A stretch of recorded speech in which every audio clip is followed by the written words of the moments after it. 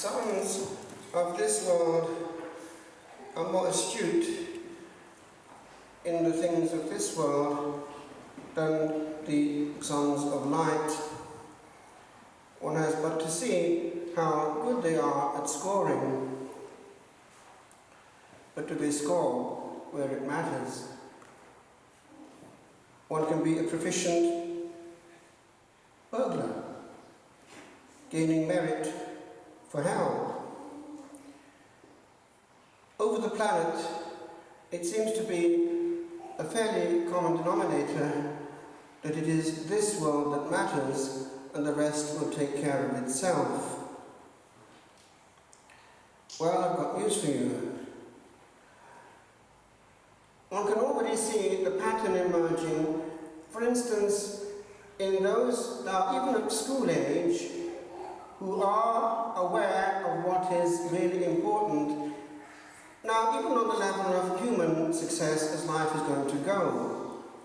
I think you would have noticed now with these public exams that have come to an end and people are now waiting for their results, that those who spent a lot, and I mean a lot, of time and energy in investing in good scores and performances in football and what goes with it, sport in general, will proportionately have found that when it came to the crunch, they were less prepared than those who had constantly, consistently swatted night after night, day after day, and used their study time well. The same applies for those who are engaged in a lot of activity on the internet. Now, those who were prudent, therefore, were able to prepare way back. And so it is that when it comes to eternal life, we now have to be working constantly. And it's not enough, if we're serious about it, just to presume that we can get our act together at the last minute, for sometimes the last minute comes unprepared. Now, I want to quote to you two passages which will help you to see what I'm saying graphically and alas, truly. It would be better if some of this were not true, as in the case of Judas. Better for that man had he not been born. Remember now, a soul once ignited can never, ever, ever stop being.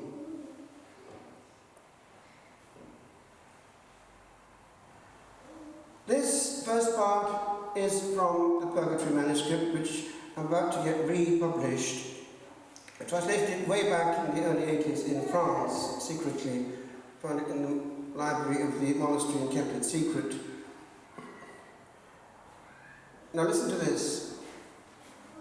Alas, says the nun in Purgatory, who was coming for help from the other one who's alive, because she died unpreparedly. Alas, if people only reflected on these things while yet on earth, what a life they would lead. Examine seriously how many venial sins a negligent person, one who is little concerned for his salvation and is well glued to the earth, commits in one day. And don't think that that's just for non-practicing Christians. A lot of habitual venial sin goes on amongst the pious. Another cigarette, another swear word, another explosion at home, just a venial sin. Examine seriously, therefore, how many venial sins are committed.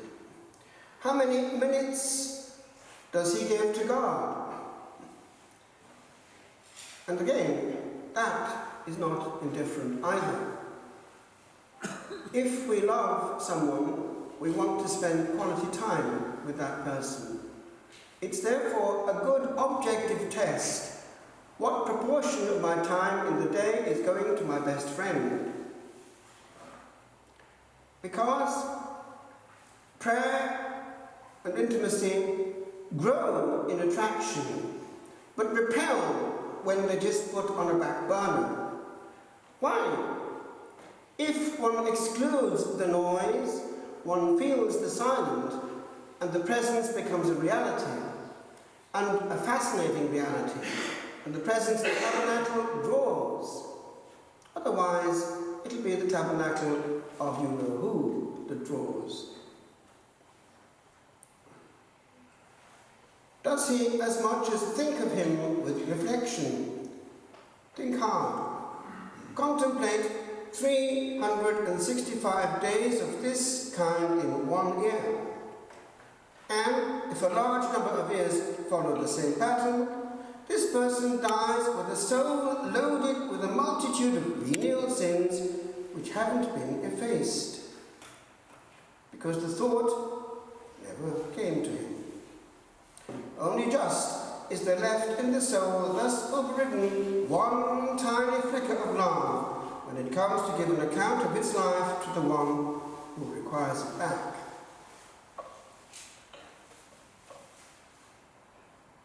You have before you all these almost worthless lives which have to be lived all over again in expiation, lives devoid of love of God, of purity of intention. The soul, which must live on God, has not lived for him. It has therefore to start its life all over again, and that with unheard of sufferings. It didn't take advantage of divine mercy upon earth. By the way, take advantage of this weekend, because it is the weekend of the Porciuncula indulgence. It's a church within the church of Porciuncula. It's a fascinating little church there in Santa Maria degli Angeli, where the Franciscan family was born. And you know the promise given by the Lord himself to St. Francis, extended eventually to not only Franciscan churches, but also to parish churches throughout the world. A visit, therefore, to the parish church, a recitation of the Our Father and the Creed, prayer for the Holy Father's intentions, separate, and the usual conditions, which can be extended, therefore, to 8 days before or after confession, and you want Holy Communion as well. And above all, the interior disposition, which is absence of attachment to any venial sin, which, by the way, is the difficult bit, if we're honest. But take advantage of it, because as this manuscript actually elsewhere indicates, these indulgences are precious, and they regret not having taken them when they had them at their fingertips in life.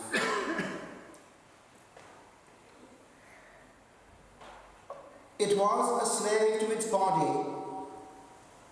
Once in the place of purifying, it has to make satisfaction right down to the last mite, and find once more its first splendor. This, for those souls that are indifferent with regard to their salvation. But for the souls that are yet more guilty still, it's another matter.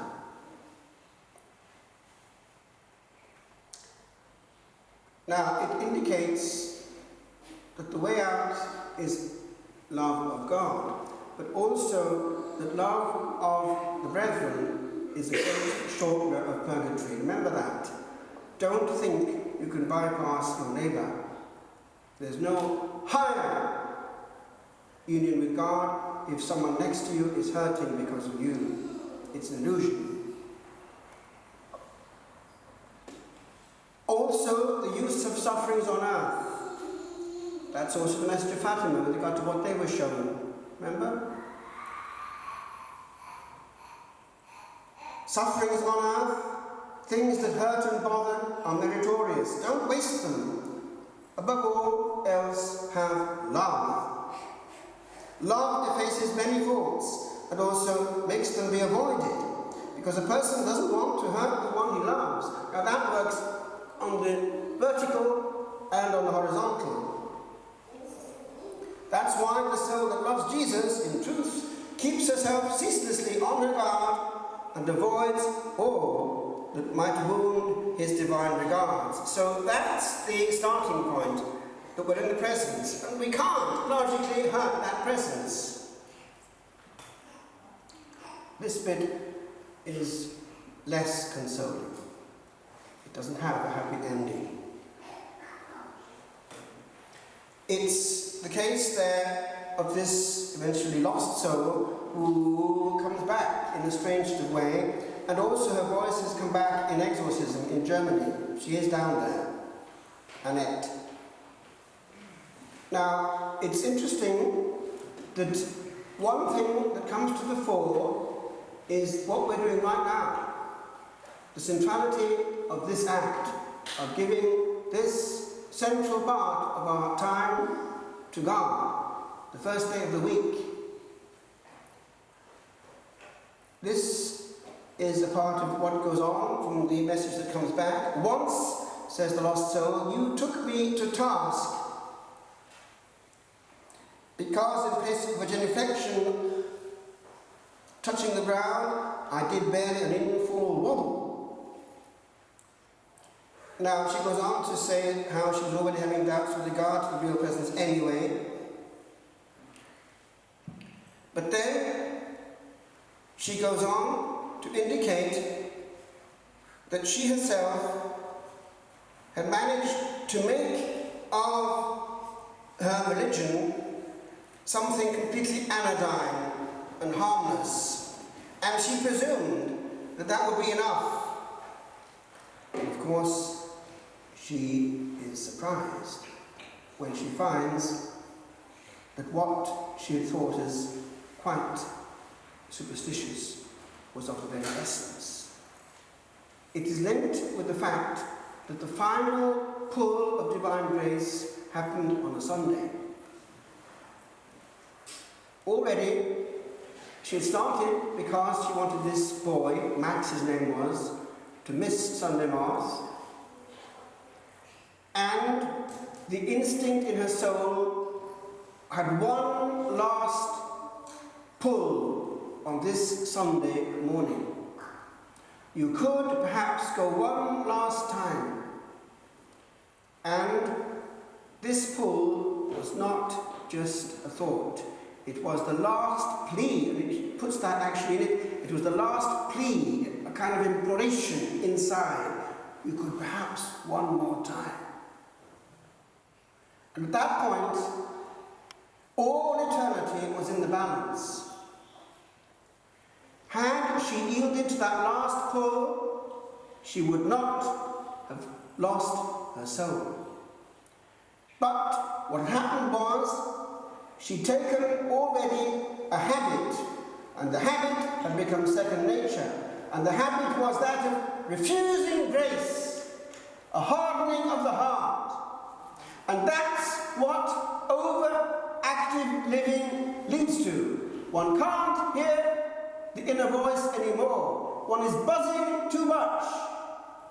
The Lord just can't get through. And so, when this came, she said in her soul, no! And in that no, she was carrying the consequences and knew it. Let's be finished with this once and for all. I'll take any consequences. And that same day, this car came over the horizon at high speed, and her husband got dazzled, and there was a head-on collision. And she woke up on the other side. And this, she knew, could have been otherwise had it not been for that last refusal. You know what happens, don't you, at the moment of death? The soul comes out and can see the body. As for me, at the moment of my death, I woke suddenly out of the fog. I found myself as though flooded by a dazzling light. I was on the very spot on which my corpse was lying. As though in a great mirror, my soul showed itself to itself. The graces spurned. From my early days right up to the last, No, in God's face. I felt like an assassin who during a judicial prosecution has just been presented with his lifeless victim. Repent? Never! Be ashamed? Never! And yet, neither could I resist under the eyes of God, whom I had rejected. One thing alone was left to me. Escape! Now what comes out here is that the soul itself is its own judge. To go to God would be to go toward a great furnace. All it can do is go in the opposite direction and propels itself away, as far as possible, away to bad company. And all this, forever, could have been avoided had she said yes to this last pull, to come to the house of God on a Sunday.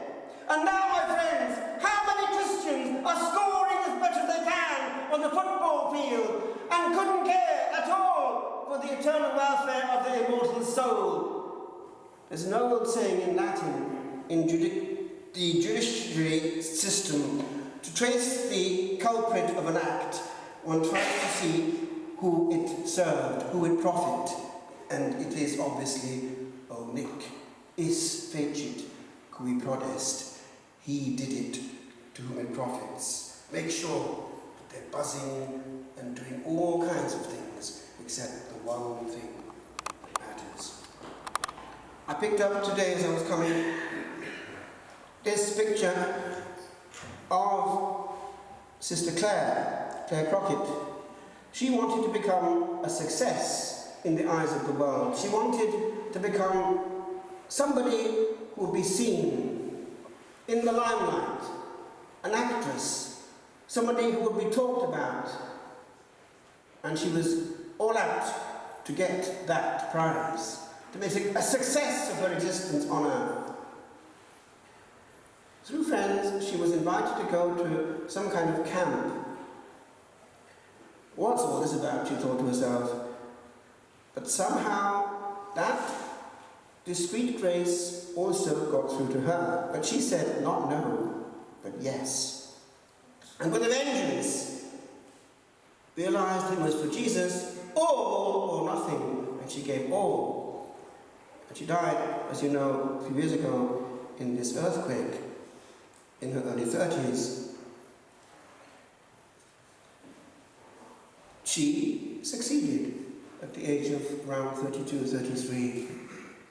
Many at the age of 32 or 33 have succeeded, yes, in the football field, even in the exam hall, even in human love.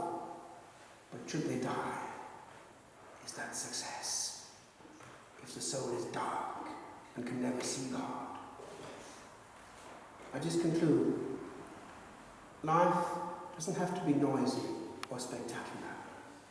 And even for those who are also trying to be a life of prayer on earth, we need to be careful, because we too can be caught up in what damages the soul. We don't have to be aware of everything that's out there. We don't have to have access to all the media of communication. All we need is Jesus. And I would advise you, my friends, while you've got time on earth, to think on these things. Quality of life is made of interiority. And interiority is made of simplicity. Too many things clutter the soul, and it can't hear the still, small voice.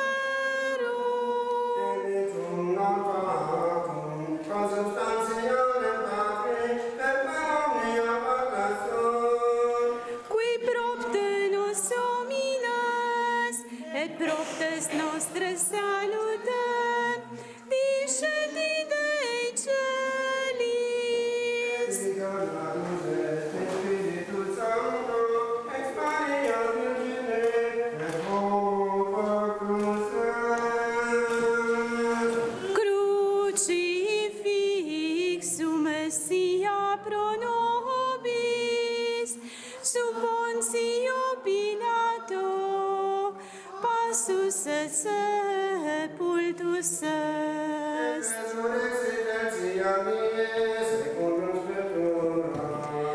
Ed ascendit in celum, sed exat desteram Patris.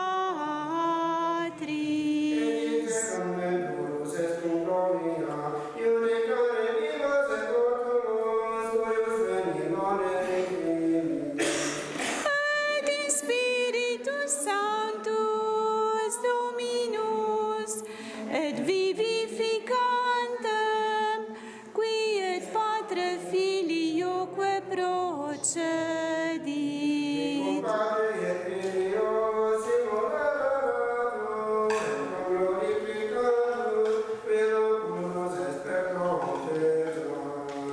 Et unam sanctam catholicam et apostolicam ecclesiam